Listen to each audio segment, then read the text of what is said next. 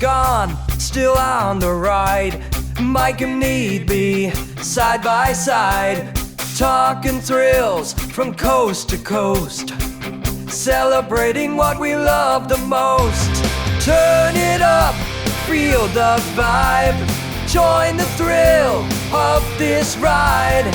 Hold on tight, it's time to go. Here it is, Coaster Radio. This is your announcer, Neil Patrick Harris. Welcome to the 20th anniversary season of Coaster Radio. Here are your hosts, my close personal friends, Mike Collins and E.B.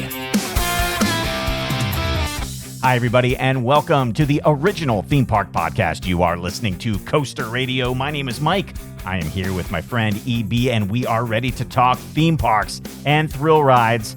And man, I'm excited, like we always do at the beginning of each year, talking about the best new attractions that are coming to parks this summer. That's right, Mike. This is a really fun episode of CoasterRadio.com, one of our favorites.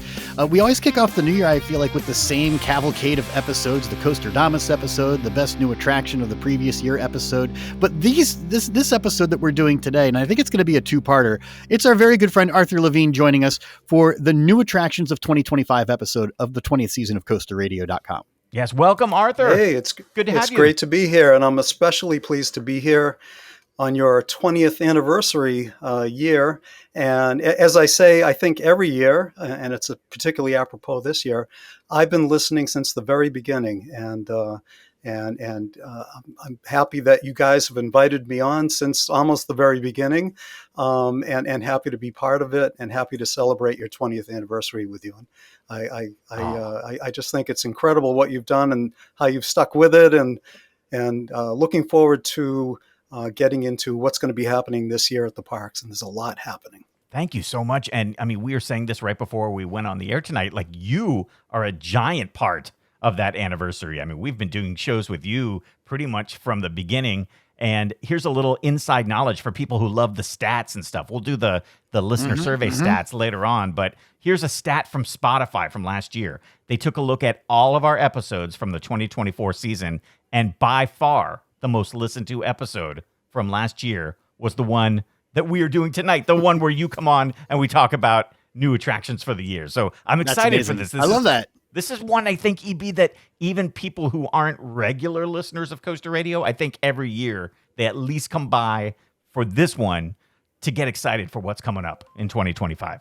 No, absolutely. Yeah. And we've got a real theme park expert on, the show here, Mike, every time that we do one of these episodes. Arthur's been writing theme parks for decades now at this point, for newspapers, for magazines. He's been on television, been on radio, all sorts of podcasts, not just ours, Mike. It's fine, whatever. And he's got a wonderful Substack now. It's aboutthemeparks.fun. Arthur, tell people about yourself a little bit, and then we're going to get right into our list here of new attractions for 2025. Yeah, I've been covering the industry for over 30 years. I think it's 33 years now. Nice. And 20 years of that we've overlapped. But right. like you said, I have been writing for newspapers, for magazines, online for about.com. I've wrote for USA Today for many years, continue to write freelance a little bit, but mostly I am at aboutthemeparks.fun, my Substack. And that's where people can find me writing weekly about things that are happening at parks and attractions here in the States and all around the world. And the things that we'll be talking about today, I've written about all of them at aboutthemeparks.fun. And anybody can go there and subscribe. There's a free tier and there's a paid tier, and you'll find some great content there, and love to have you. And there's a lot of overlap between Coaster Radio listeners and aboutthemeparks.fun subscribers, and I think that's great. Yeah, I sort of feel that, like, if you go to your Substack and subscribe and you listen to this podcast, you get everything you need to be a well-rounded theme park enthusiast. That's how I kind of feel. Like, they go together so well. They really do. Especially if you supplement that with theme park news as well. Yes. Oh, there we go. That's right. There That's you go. right. The Daily News Yes. podcast Yes, as that's well. right. Arthur's That's he's right. good. Well, hold on. Let me get my get the bell Gets out the there. live ding, Right, dinger get out. the real That's ding. good. No, this is great. Well, let's get right into it, Mike. I think we've already decided here before we came on the air that we do need to divide this up into two Yes. episodes. How are we splitting this? We talked about doing overseas and then domestic. Are we doing roller coasters and then non-roller coasters? I'm trying to look ahead here. How are we doing this? Yeah, so we're going to do two episodes. Tonight's episode is going to be us kind of taking a look at all of the non-roller coaster additions that are coming to parks in 2025. And there are a lot.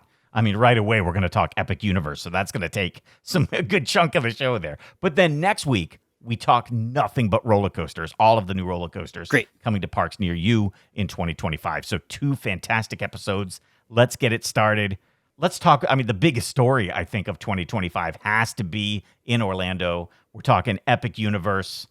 What are you guys thinking? Arthur, what are you thinking about this? You must be like, I mean, is this like really the biggest story in maybe a decade? You took the words right out of my mouth. I was going to say it's not just the biggest story of 2025. It's, I mean, brand new theme parks here in the States don't happen every day. Certainly not parks of this magnitude. It's been many, many years. And it seems like Universal is just, there's been no revelation of how much money they're spending, but it's got to be an awful lot of money, an awful lot of creative capital.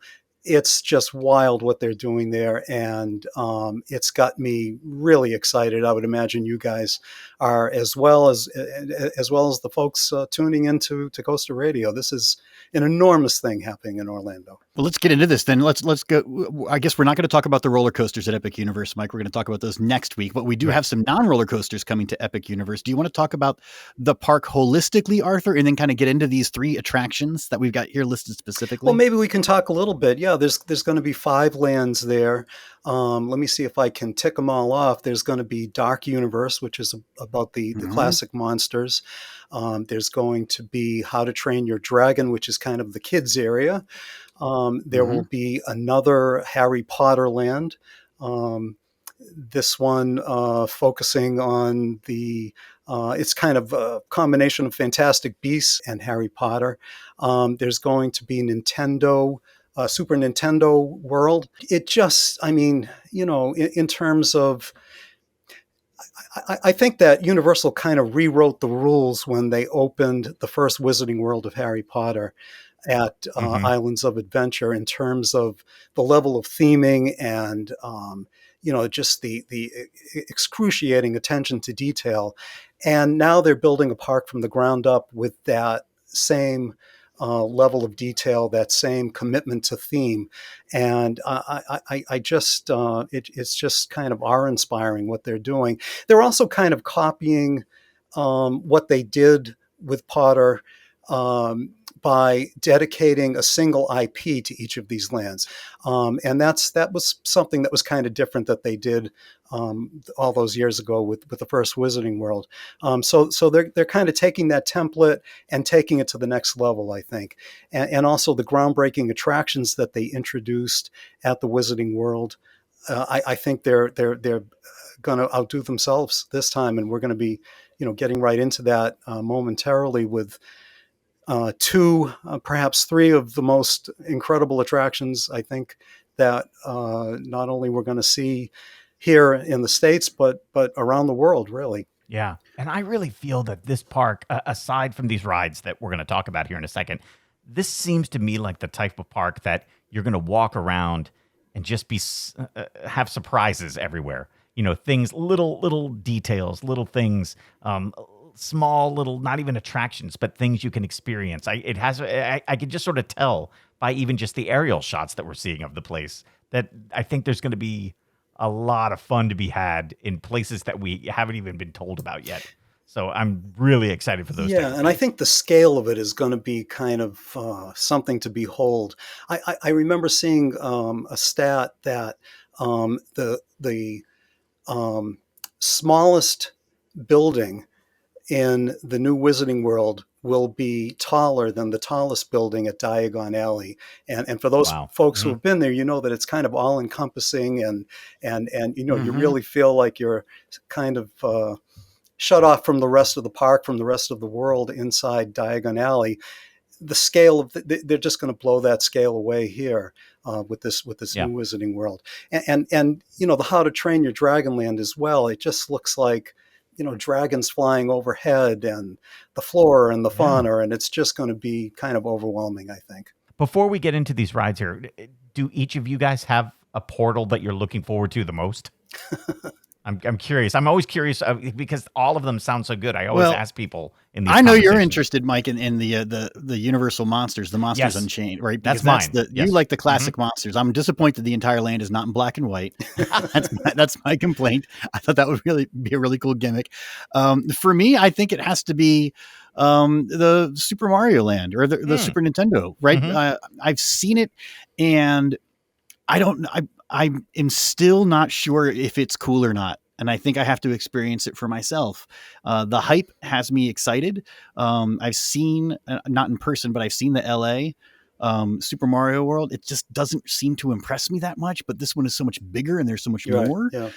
But then I see the POV of the Donkey Kong coaster and it looks disappointing. And so this is the one that this is the one I'm most concerned about for myself personally, because I think longtime listeners know we've talked about, wouldn't it be great to build a Nintendo park? I mean, 20 years ago, we talked about that. Yeah, that's the one I'm most anticipating. What about you, Arthur? I'm most anticipating Dark Universe, the classic monsters land. And, it's funny you mentioned about the black and white, and I agree that would be really cool. You guys know that just about every year, if not every year, Universal Orlando and Hollywood has a Halloween Horror Nights house that's dedicated to the classic monsters. And at least one year, I remember they did exactly that. You walked in and everything was in black and white, and I thought that was just so cool. But yeah, I think the Dark Universe Land is the one that I'm most anticipating. Well, let's get into the attractions then, because that's the first one that we have here on our list for the Epic Universe non-roller coaster attractions. Monsters Unchained, the Frankenstein Experiment. Yeah. What is this one? This is the one of the three. We're going to talk about the Battle at the Ministry and then Mario Kart Bowser's Challenge are the other two. This is the one I know the least about, Arthur. So I want to hear about this one. And they've done a good job of kind of keeping it under wraps. Like, we know the storyline a little bit. I'm sure we'll talk about that in a sec. But aside from a little preview of some of the animatronics, they're keeping this one under wraps, which is great. Well, here's what we do know. Apparently, the great-great-granddaughter of Dr. Victor Frankenstein, who was Dr. Victoria Frankenstein, is conducting experiments on the classic monsters, the Mummy and the Creature from the Black Lagoon and some of the other ones. Dracula, however, is having none of it, and he leads some kind of a revolt. And of course, in classic theme park attraction fashion, everything goes horribly wrong, terribly wrong, right? Yeah.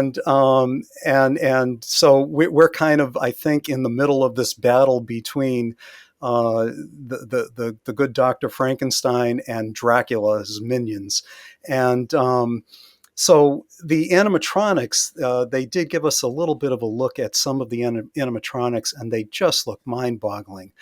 Frankenstein's monster and the Wolfman, and they just it just looks so realistic. And of course, it's tough to tell from a video, but I really can't wait to see this. What I've heard, I've heard a few things that I wanted to share with you guys.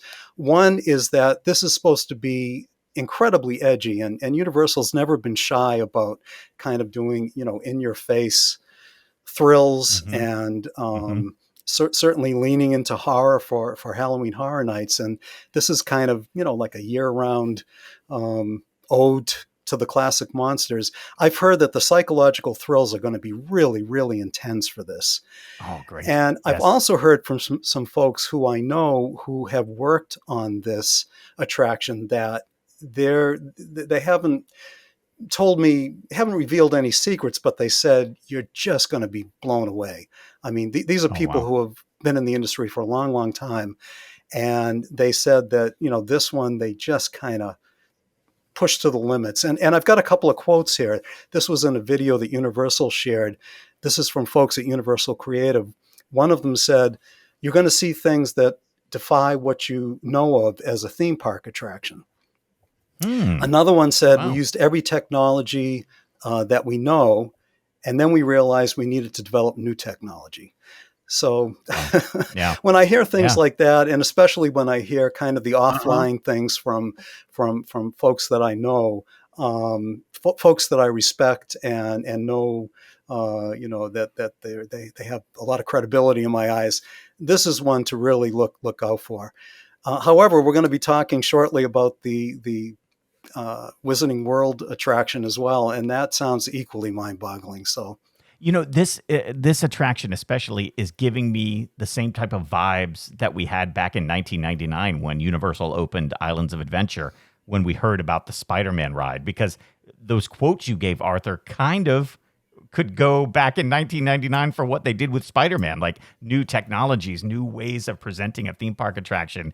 I'm so excited to see what they're going to do with this. And EB is right. This is the portal that I am most excited about. And this is the ride that I'm anticipating the most. Absolutely.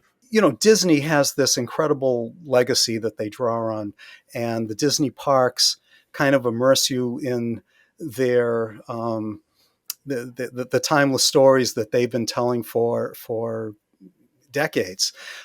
Universal, on the other hand, kind of borrows here and there from popular culture, but the classic Hmm. monsters is really, that's their thing, Hmm. and to see Yes. them embrace this and celebrate this at Dark Universe, I think is a great thing. I mean, this is something they can really hang their hat on and say this is what Universal is all about. Let's talk about the Harry Potter and the Battle of the Ministry, though, because this is another one that if you've seen those scenes in the Harry Potter film, especially when you walk into that giant Uh-huh. hall of the Ministry of Magic, when they showed that in the film, they have recreated that pretty faithfully. So I think fans of Harry Potter are going to get pretty excited for this ride. Yeah, in terms of scale, I mean, Yeah. it just looks crazy. And it's funny whenever I do this show, I realize that I keep using superlatives and keep trying to think of ways to describe Yeah. Yeah. things.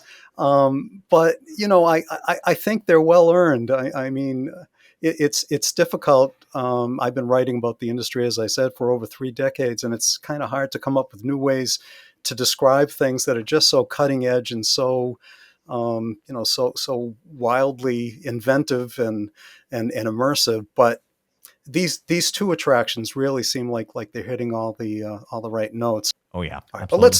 let's talk about the Ministry of Magic. So apparently, the land itself is going to be themed to the 1920s Paris from Fantastic Beasts, Uh-huh. Hmm. Hmm. not Harry Potter. However, folks are going to make their way to the Metro Flu and enter a magical fireplace, and somehow they're going to end up in 1990s London at the Ministry of Magic. I So love it. they're going to Yeah. travel through time and space, I guess, to arrive at the Ministry of Magic. And when they arrive there, it's going to be on the day that Dolores Umbridge is going on trial, and Hmm. but again, in the timeless tradition of theme park attractions, things again are going to go horribly wrong, and she's going to escape with the help of the Death Eaters, and then we're going to find ourselves in the middle of this battle with sort of the Harry Potter meanies kind of running amok, Hmm. and this is where we will be on Kuka robotic arms, kind of like the Hmm. Forbidden Journey ride, which was sort of the first major theme park attraction to make use of these. But this time they're going to be themed as elevators. And the elevators are going to have the ability to not only go up and down, but to go in two dimensions. They'll be able to go left and right as well. And so that's kind of, the sort of the new innovation here in terms of ride vehicles. Um, Beyond that, who knows exactly what's going to happen. But again, to quote one of the folks from Universal Creative, they're saying that this is their most ambitious ride ever.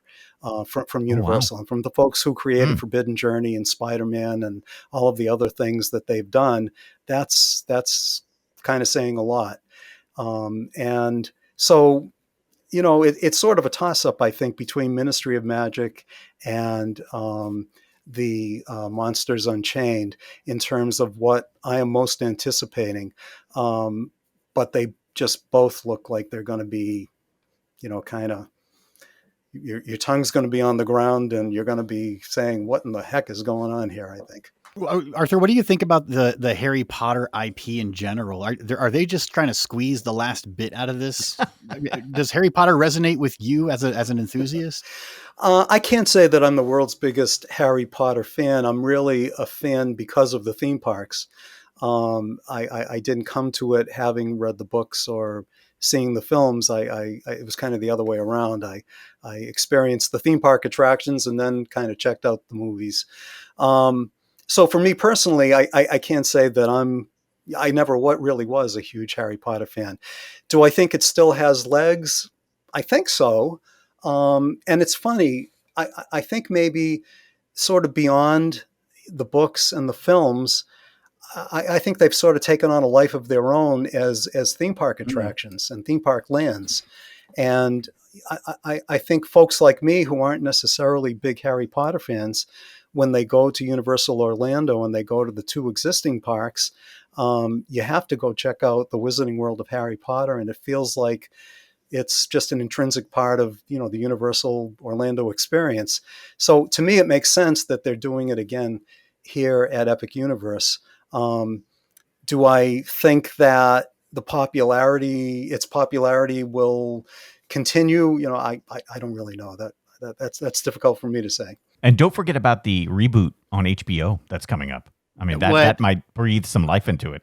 I just saw the live action How to Train Your Dragon. We're not going to talk much about that this week, but next week we will. There's a live action How to Train Your Dragon coming up. So now you're telling me there's an HBO reboot of Harry Potter? Yeah, they were doing a whole casting for that. Trying to find kids to play Harry and Hermione and Ron. Oh, yeah. So that's going to be weird, right? Because we know, we know the faces of those actors who have been, we've known them for like 20 years or whatever. So it's going to be weird. That's fine. It's good to hear, Arthur. I think you're right that maybe Harry Potter has sort of like zeroed in and claimed the generic fantasy wizard theme. Yes, there you go. And so, but I want to hear, what do you think about the Nintendo? Are you a Nintendo guy, Arthur? Do you know your Koopas from your from your Diddy Kongs? Yes. Is this going to work for you? Let's get into this. I am a bona fide theme park nerd, but my nerddom does not extend too far beyond theme parks. Yes. Me neither. I don't know if I'm going to enjoy this land as much as some others might, because I just don't know Nintendo. I see the pictures from inside Nintendo Land and I don't know what I'm looking at. Like, I remember playing Mario Brothers when I was a kid, but that's it. Other than that, I don't know, any of the stuff. You maybe recognize the Mario and the Princess and Luigi and Toad. Yeah, and maybe Donkey the Kong. Goombas. Yeah, and maybe. Donkey Kong, just generically Donkey Kong. When my kids were young, we certainly had Nintendo, and I did play Donkey Kong with them, and I did play Mario, but I have been to the Universal Studios Hollywood Super Nintendo World, so I have seen that and experienced it. And we're talking about the two attractions that we just talked about at Dark Universe and the Wizarding World. I'd have to say that the Mario Kart ride is probably really on the same level as those two. It's just that the anticipation may not be quite as great because they already exist in Japan and Hollywood, and folks have probably seen videos of them, or if not experienced them themselves. But this is every bit as groundbreaking as the other two attractions. It is the first major theme park attraction to use augmented reality, and I think they did a great job. E.B., are you saying that you've been to Super Nintendo World in Hollywood? I have not. Okay. No. But like you said, I'm familiar with it enough because it already exists, right? And, and I remember anticipating it coming out and getting really excited about it. I'm like, oh my gosh, I have to make a trip out to Hollywood again to experience this. But then when the videos were coming out, I was like, oh, it actually doesn't look as good as I wanted it to be. And so I'm fine. Maybe you're talking about the land or the attraction, or both? Kind of both. I feel like kind of both. Like the land just looks very plasticky, and even though there's things that are moving, it's like Yeah, Yeah. yeah. right. And then seeing the Mario attraction itself, it just didn't seem fast because it was mostly. It didn't give the experience of playing the game that I recall to me. And then now we're seeing the Donkey Kong attraction, and it just isn't living up to what I've been dreaming of for 20 years with the cantilevered coaster ever since we saw the patent. It's just not doing it for me. Yeah. It just The, isn't. the land is highly stylized, and it is kind of plasticky Mhm. and super saturated with color, and I think that's very intentional. They're trying to kind of insert you into the video game world, and I think it's great. I do know that the Hollywood land is very limited footprint, and it was really hard to kind of Yes. Right. shoehorn Right. what they wanted to do there. They have much more flexibility here in Orlando, and hopefully it'll feel a little more immersive. And some of the other lands were bleeding in because of the sight lines and so forth in Hollywood. Yes. I don't think that's going Mhm. to be the case in Florida. The ride, however, I don't think any video could ever do this justice, because the whole concept is that you're wearing kind of Mario visors that have a shield in front of them onto which is projected the augmented reality imagery, and there's no way to replicate that in a video. But to experience it, I thought it was really cool. You are correct, the vehicles do not move particularly fast, but I really felt like I was kind of immersed in a video game when I did that. And I think what's great about it is it's not over reliant on augmented reality. The novelty of the augmented reality is great, and I think people are going to really appreciate and enjoy that.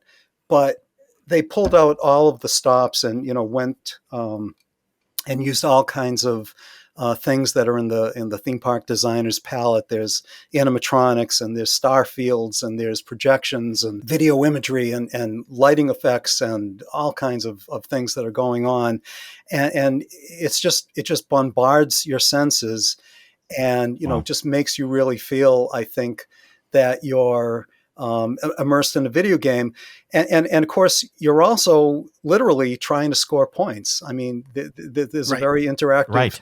component to this. It's kind of weird how it works. In order to aim at things, you have to turn your head and look at the targets, and there's buttons on the steering wheel of your vehicle, and that's how you shoot the shells and score points. It took a little, there was a little bit of a learning curve, I think, but about halfway through the ride, I kind of got the hang of it, and then was really There you go. really enjoying it. But these three attractions, I think, are going to be the three headliners, and I think folks, especially if they haven't experienced Mario Kart at the other two parks, are going to be blown away by all three of these. And just imagine next week we talk about the roller coasters of Epic Universe. So next week, let's talk about, if you walk into the park, which of these attractions, including the roller coasters, would you go to first? We'll talk about that Okay. next week, because I'm even having trouble. Like I'm excited for the fire drill ride in the How to Right. Train Your Dragon portal, like that water ride where you put out fires and stuff. That's neat. So there's some cool stuff there too. Mike, with your little kids, I think they're going to love that land, and I think they're going to love yeah. putting out the fires, and I Yes. think that's that's definitely geared to a younger demographic. Absolutely. So before we move on, we are live here, live.coasterradio.com with some folks in the chat room. And Matt is asking, do you know anything about the duration times for these rides, the Monsters Unleashed and Harry Potter rides? He doesn't want another short experience like Gringotts. Do you know if these are going to be long rides? Have you heard? I don't know. I have experienced the Mario Kart ride, of course, in Hollywood, and it was pretty long. I don't remember exactly, but I'd say at least 4 minutes, if not longer. And the queue was really immersive. There were multiple rooms, and some of the rooms are used to kind of for training and for safety spiels and all that. But there were all kinds of props and all kinds of things going on, and it was a very impressive queue. So I think the entire experience, people are going to be quite impressed by the scale of it and how immersed they're going to be. Well, we could do a whole episode, I think, on Epic Universe. Like, there's so much to talk about, and I'm sure we will do a whole episode down the road. But let's move on to another big park. But it's one of those that almost seems like a fever dream because it's so far away and So out of so reach. gigantic and so out of reach that it just seems like it's not really happening. But it is. Six Flags, Qiddiya City. And of course, Falcon's Flight is what we're all excited about, but we will talk about that next week in the roller coaster show. Let's talk about this park in general, but also about some of the interesting attractions that they have as well, kind of on the same scale of what we're talking about at Epic Universe. Yeah, well, let's step back just a little bit and talk about what they're doing in the Kingdom of Saudi Arabia. You know, they've made their riches and amassed their power through oil, as have many Middle Eastern countries.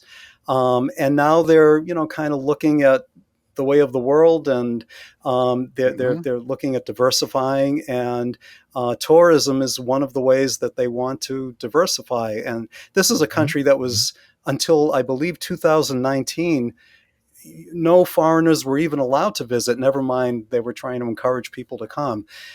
So they have, I think, what's called Vision 2030, I believe it's called, where they are investing billions and billions of dollars, not just at Qiddiya, but at sites all across the country, tourism destination sites. And Qiddiya itself is going to be enormous. We're talking about something that is actually larger than Walt Disney World in totality.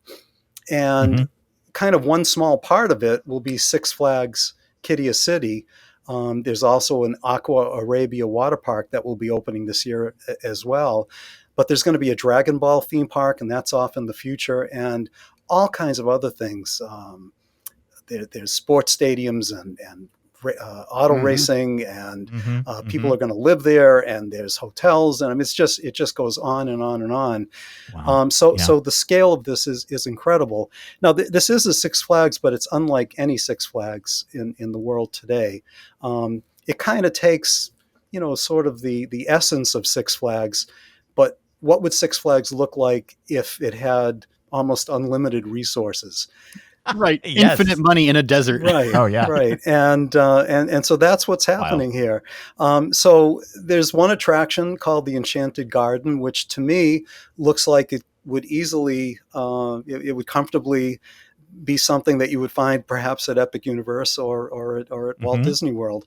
And it's an interactive shooter ride, but it's a highly themed one.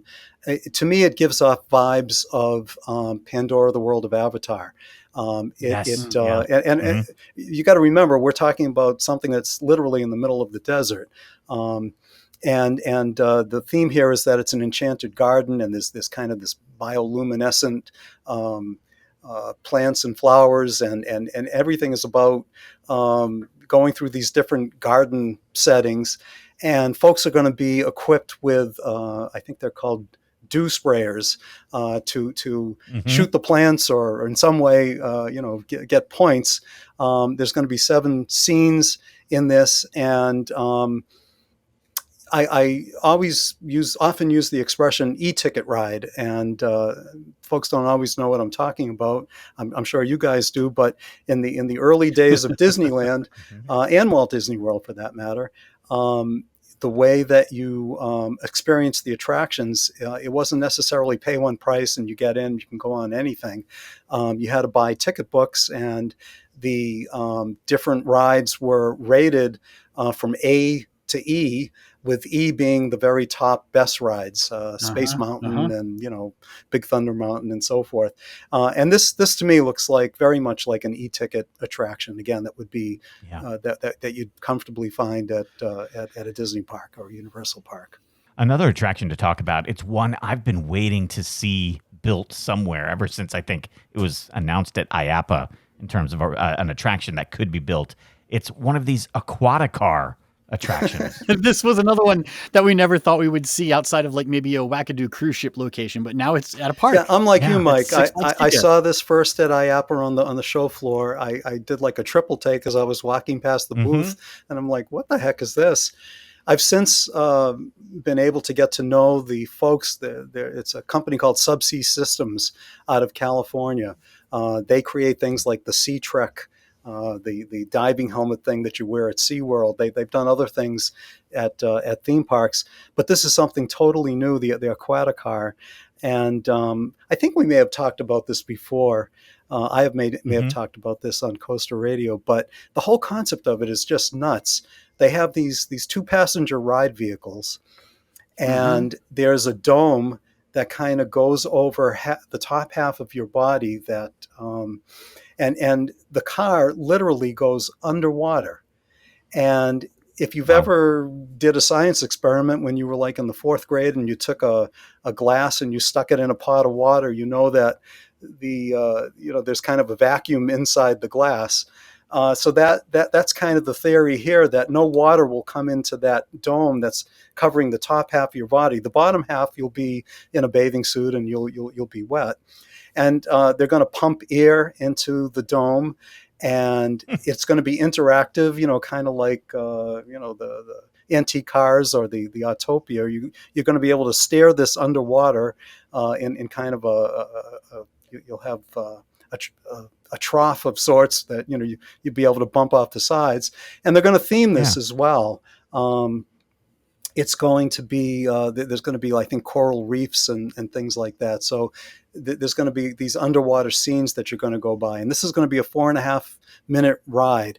And like you, I've been following this for years. I was anxious to see if they ever would actually build one of these things, and not only have they built it, they're testing it, I think, as we're talking here, and people are going to get to experience it sometime this year. A rolling diving bell, basically. I think antique car, except it's got a dome that you're in a bubble. That's so weird. Wild. It's wild. Yeah, it really is. And I'm assuming they're going to have to buckle people into these things, but that seems dangerous to have people buckled underwater. And I don't know. Yeah, I'm a little claustrophobic, and the idea of you're right, having a safety belt on and being underwater is a little freaky. I mean, I'm comfortable. I don't think you're going to be very far underwater. There's probably going to be maybe 1.5 feet of water. You don't have to be that far underwater to drown. That is true. That is true. I'm so excited, though. I'm excited to see how this works, and it'll be interesting. The whole park is going to be fun to watch. Oh yeah. It'll be funny to see people trying to do like point of view videos on that ride, though. Like they're going to have to bring their thing in. So we'll see how the cameras work there. But so many good things to look at, and of course next week we'll talk about Falcon's Flight too, a big attraction at that park. But another thing, 2025 is going to be a fantastic year for a lot of parks. Some of them celebrating anniversaries. We've got the 40th anniversary of Dollywood, the 50th anniversaries of both King's Dominion and Busch Gardens Williamsburg. So we'll talk about their roller coasters next week. Also, the 70th anniversary of Disneyland. And one thing that I am bummed out about, I'm getting to Disneyland in April, but the attraction that I want to see for the 70th won't be open yet. It's the new audio animatronic show, Walt Disney: A Magical Life. And I would like nothing more than to sit in that Great Moments with Mr. Lincoln Theater and see a Walt Disney animatronic come to life and talk to us about his park. That's so great. I'm so bummed I'm going to miss that, but I might have to make a trip back out. I want to ask you guys what you think about that. There's a bit of controversy in the theme park community, and both from the fan side and from the folks on the creative side, that maybe this is a bit of heresy. I'm wondering what you guys think about it, and then I'll share my thoughts. It's no worse than the Hall of Presidents. I mean, right? I don't know. I can see, because you have current presidents who've been up there, if Sure. Barack Obama is president, he's up there speaking. So it's a little weird with Walt, but I think it's better to do it this way than to have a walk around character, which we have talked about on the show. Would they ever have a walk around? At Walt some Disney, point, at some point, famous people become characters, right? I mean, right. Mike, we're fans of Bill and Ted, and you bring famous people from history forward in time, and you have them be caricatures of themselves. Right. So yeah, I think at some point, if you're a famous person in history, then you can expect that to happen to you. Well, and it's happening to Walt with this attraction. I'm all for it. I think it's great. I mean, this is the guy who literally invented audio animatronics, and to have There you go. himself be a robotic character, I think is fine.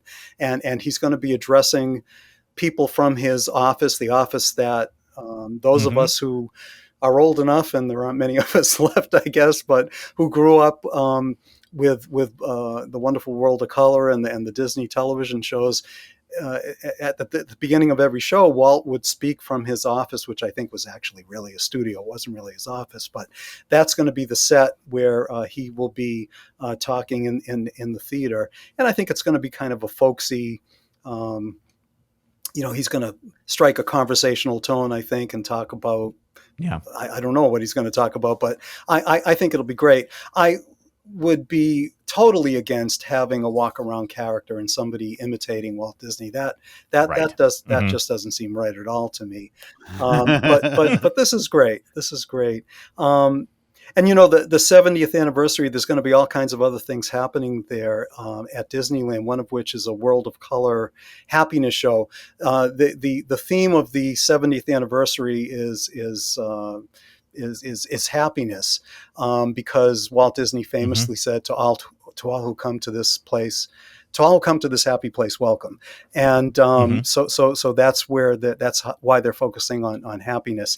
So there's going to be a special World of Color happiness themed version of that. And I was thinking that I was there for the 60th anniversary 10 years ago, and there was a special World of Color version for that Coaster Radio's own Neil Patrick Harris narrated, and I was there for the opening of it, and I got to interview NPH. So that happened 10 years ago, and be interesting to see what they're going to do this time for the 70th. Yeah. Exciting stuff happening there. Lots to talk about this upcoming year with that. Let's do two quick ones here, and then we'll take a break. Staying with Disney, at Disney's Animal Kingdom, a lot of changes coming to that park over the next couple of years. But in the Tree of Life, I believe A Bug's Life, making way for Zootopia Better Zoogether.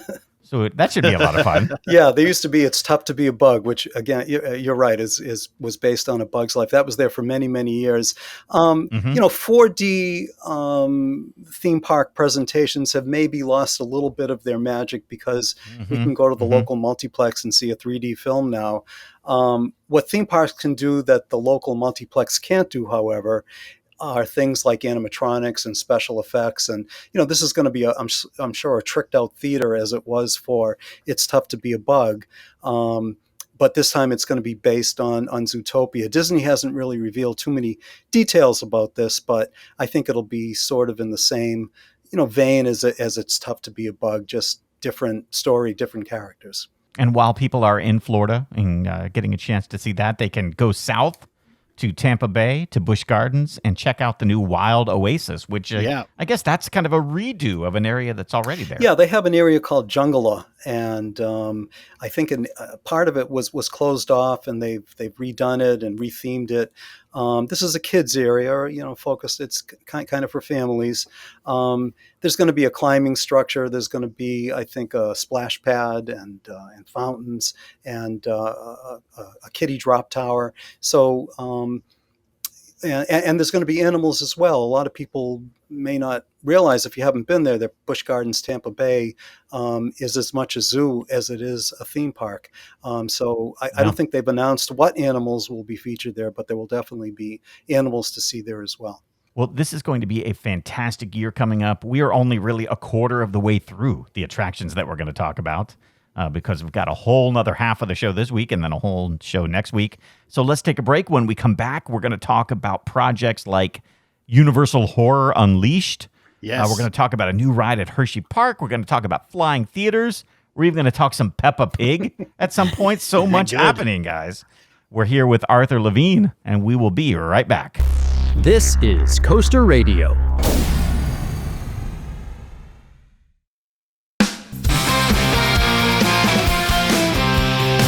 Welcome back to the 20th anniversary season of Coaster Radio. Here are your hosts, Mike Collins and E.B. Welcome back, everybody, to the original theme park podcast. You are listening to CoasterRadio.com. My name is Mike. I am here with my friends E.B. and Arthur. and we are having a fantastic time talking about new attractions that are coming up for 2025. Yeah, this is so much fun, Mike. So this is the first of 2 episodes of CoasterRadio.com. This episode is going to be all about the non-roller coasters. Next week, Arthur is going to break down all of the roller coasters that are coming in 2025. So we've already talked Universal. We've already talked Florida some. Now, let's get into some other rides. But first, Mike, let's talk about something amazing that's coming up here for the Coaster Radio podcast in 2025. Oh, yes. The Ultimate. That's right. One of the things that we have brought back for season 20 are the live look-in webcast that we do. You can come and watch us record the show every Wednesday night at 9 p.m. Now, if you join us on Wednesday, February 12th at 9 p.m., you can actually get a chance to participate in a brand new game show for season 20 here at Coaster Radio. We are calling it The Ultimate. The ultimate. You have to have a sound effect that drops in there, Mike, every time somebody says the ultimate, or maybe starting next week we can. Yeah, you can I'll find one. See what you can find. So yeah, the ultimate is going to be. It's the ultimate listener of Coaster Radio, and if that is you want to be sure to be in one of these rounds that we're doing. We're going to do 3 rounds and then a finale at the end of season 20. Mike, next December, is that the plan? Something to that effect, I think. Yes, right? That's 5 rounds. Doing. Five rounds total. Oh so my gosh, 5 rounds. Every other month, we will play this game. So this is round 1. Round 1. And then in December, we will take all 5 winners from each of the qualifying rounds. They will go head to head to decide who is the ultimate, not only Coaster Radio listener, but ultimate theme park fan too. Oh, nice. So there you go. Wednesday, February 12th at 9 p.m. Eastern time, live.coasterradio.com. You want to be there so that you can participate or just watch the fun. Yes, absolutely. Speaking of fun, tons of great stuff coming to parks in 2025, one of the biggest adult parks in the world, Las Vegas, Nevada. I get to go there every single year, and I'm so excited for this. Universal Horror Unleashed. We talked about Epic Universe and what a great job Universal Creative's doing there. Universal Horror Unleashed, bringing a little bit of Halloween Horror Nights to Las Vegas year-round. This is going into the gigantic Epic Area 15 space that there on the south side, down by the airport of Las Vegas. And so much stuff is going into this. It's hard to list everything that's even in there. I think it started with Meow Wolf at the beginning, but now they just keep getting bigger and bigger. This whole new area is going to be anchored by Universal Horror Unleashed, the year-round horror experience. So nice that we have our good friend, Arthur Levine, prolific theme park writer from aboutthemeparks.fun. Arthur, what do you think about this? Is year-round haunt in Vegas gonna work? Is it gonna be like a fad and it's gonna last for just a few years? They're gonna retheme it. What do you think about this thing? And what else do you know about it? Well, I think it has a great shot at being a huge success. I mean, look at the horror genre in films. They're certainly not restricted to just Halloween time, the fall. They're year round, and they seem to have a rabid following, and folks love horror. And at this point, Halloween Horror Nights, I think, just has, a lot of people are aware of what Universal is doing in both Hollywood and in Florida. And I mean, a lot of parks have been doing Halloween events, but I think it's fair to say that Universal is the king at it. And so I think this makes great sense, and I think it has a really good shot at being successful. And what I know about it is that there are going to be 4 houses here. All of them are kind of going to be based on what they've been doing at their parks. One of the houses will be based on the classic monsters. We were talking earlier about Dark Universe at Epic Universe, and the classic monsters, which is Universal's very own IP, something that they can really be proud of, and something that's associated with them. That will be one of the houses. The other 3. One of them is going to be called Scarecrow the Reaping. And I've experienced all of these because I go every year to Halloween Horror Nights at Universal Orlando. And Scarecrow the Reaping is kind of takes place on a farm with in cornfields, and you kind of get lost in the corn, and so that's going to be the theme for that one. There's going to be a Blumhouse, The Exorcist Believer, which is the sequel to one of the sequels to The Exorcist that I think came out not that long ago, and that was at Halloween Horror Nights in 2023. and that was a great house. And and there's also going to be the Texas Chainsaw Massacre will be the fourth one. So they're Oh going to yeah. go for one of the Hmm. classic Hmm. horror IPs. So if you're not familiar with Halloween Horror Nights, you're certainly going to be familiar with the classic monsters and Texas Chainsaw Massacre for the more casual folks who are at a convention in Las Vegas and are going to be like, what the heck is this? Maybe I'll check this out. So looking forward to that because that's going to be fun. I mean, you're right that people go there for a convention, you go there for work, or even a vacation. You're looking for something fun to do at night. And what I really like about this experience is that there's going to be a bar there, there's going to be a restaurant. It's all themed, so you can make a night out of it. It's going to be great. Really looking forward to it. Another place that I enjoyed, surprisingly, but it was when I took my my 2-year-old there, was the Peppa Pig theme park at Legoland in Florida, but now one coming to Fort Worth, Texas, so the people in Texas can enjoy some Daddy Pig roller coaster. Yeah, Texas seems to be becoming a bit of a hotspot. I mean, for years it's been pretty much California and Florida, Southern California and Florida, Central Florida. But Texas, all of a sudden, there seems to be a bit of action happening there with new theme parks. And this is one of them. I have not been to the Peppa Pig theme park in Florida, so I'll defer to you, Mike, on this one. But I know that it's very tiny and it's geared to very young kids, the demographic that would be interested in Peppa Pig. A very toned down roller coaster and other attractions, and lots of, I think, opportunities to meet the characters and to lots of play areas, I believe. So you can talk about it more than I can, but this will be the third one, actually. There's one next to the Legoland that is in Germany as well. So obviously this must be successful because Merlin, which runs the Legoland parks, is expanding on them and building additional ones. Yeah, it's just such a fun place, especially being there with your kids, and that to them at that age they might even know Peppa Pig more than they might know Mickey Mouse or any of the other characters. So, and is this the one that's going to be a standalone Peppa Pig? Yeah.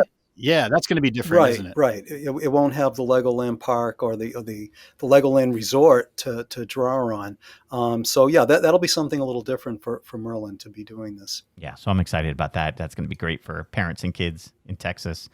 The other ride that I'm looking forward to, talking about some makeovers, is the makeover of Test Track at Epcot. I love the original. I kind of liked what they did with the new one, giving it that Tron kind of look, although it was kind of weird. But excited to see what they're going to do with this third iteration now. Yeah, and this is kind of a callback to the pavilion's origins as World of Motion. And rather than the very futuristic kind of Tron-like, as you said, Mike, theme, it's going to explore, I think, the past, the present, and the future of the automobile. I mean, that's always what Test Track's been about. I think General Motors has been the sponsor of this, so it's clearly about cars. But I think there's going to be callbacks to that original World of Motion attraction. So for folks who remember that from way back when at Epcot, I think they're going to see some things that will remind them of that original attraction. Going to be so good. I remember being with EB at Dorney Park years ago, probably like 2005, and I remember riding their S&S Scream and Swing and thinking that was just one of the best rides in the world. I still feel that way today. I wish every park would have one of those.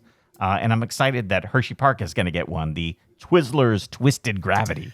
Yes, a ride that does no twisting. Yeah, I know, a little weird to call it that, but maybe the gravity itself is what's being twisted by the ride. No, I don't know. No, it's just doesn't work. No. I'm with you, Mike. I love me an S&S Scream and Swing. It kind of takes that feeling that you get on a really good roller coaster, that airtime, and compresses it. In that's all you get. It's just an airtime machine. Yeah. That's all it does, and it goes progressively higher, and you get even more airtime. This will be the world's largest Scream and Swing, 137 feet, 68 miles per hour, themed obviously to Twizzlers. So there's going to be the four licorice flavors for the ride vehicles: strawberry, cherry, chocolate, and the classic black licorice. And I always get a kick out of the parks. Every single attraction that they announce has to break a record, no matter how dubious it may be. And this will be the world's largest scream and swing, so they are correct. But there are larger pendulum rides out there, which is essentially what this is. For example, there is one at a park in, I believe it's Japan. That is called, no, it's Six Flags Great America, I'm sorry, called Sky Striker. That is 172 feet tall. So that one, really delivers some negative G's, I would imagine. But this should be a great ride for Hershey Park and a great addition to the Midway. Yeah, I'm excited for it. Let's talk about one last thing here before we close out and then get to next week's show about the roller coasters. 2 flying theater attractions coming up. And I like this style of attraction. One coming to the Mattel Adventure Park in Arizona and one coming to SeaWorld Orlando. But I like these. I'm excited to see them get installed and see what they do at these 2 locations. Yeah, I like flying theaters as well. And there are some standalone ones that I've been to that have been great as well. The one at the Mattel Adventure Park, and we've talked about Mattel Adventure Park. I think this is probably the 4th year running on our countdown for the year, our rundown of what's going to be opening. It's a long delayed park.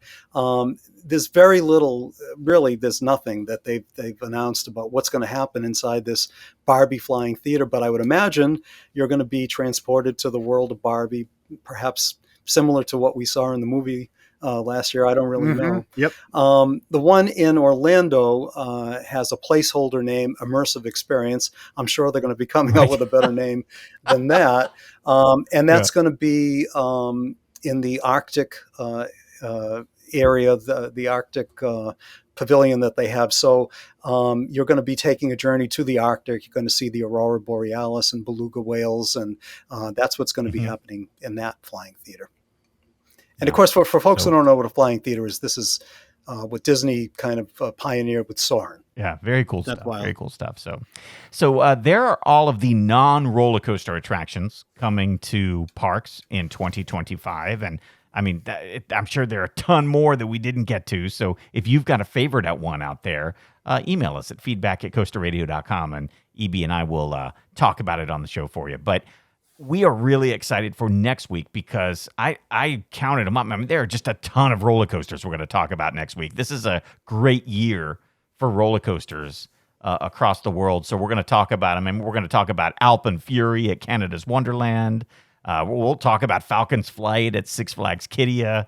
The Big Bad Wolf's Revenge at Busch Gardens, Williamsburg. I mean, so many. Yeah. Raka Shaka. We'll talk about that. I mean, so many, including some ones that are making a comeback even. We'll talk about Top Thrill 2. I mean, I think you actually have to consider that kind of a new roller coaster sort of for 2025. So nice. It's new twice, Mike. Yeah, there you go. Exactly.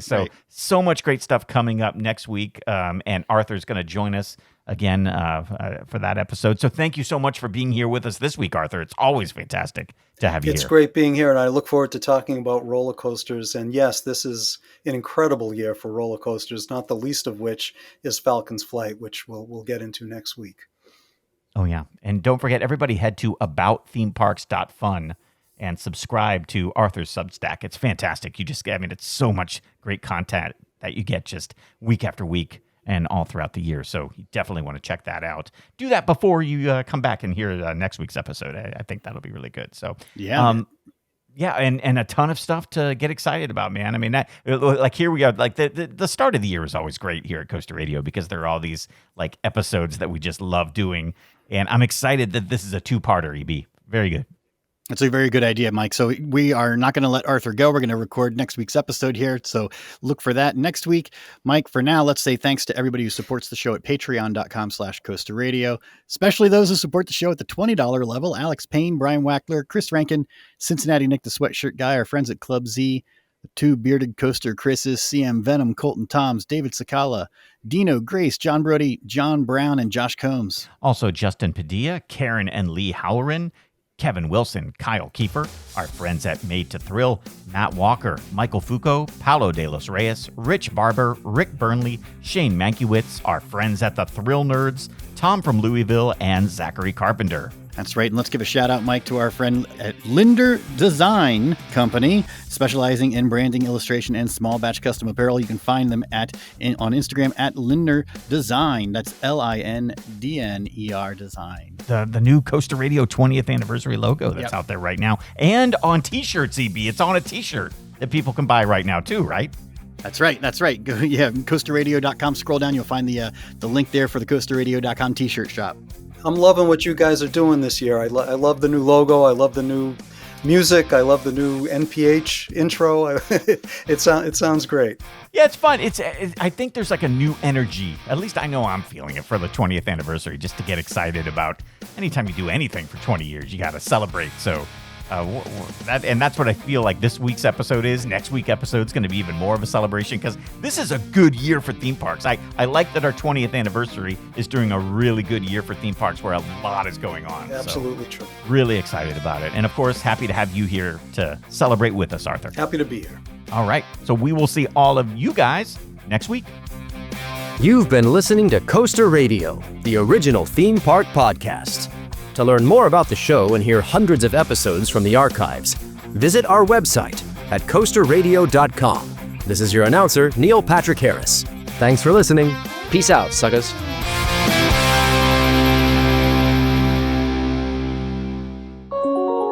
Coaster Radio is a production of Lift Hill Media, LLC. Audio and video from this program may not be broadcast, edited, or reproduced without our express written permission. Copyright 2025, all rights reserved. This was all done in one breath.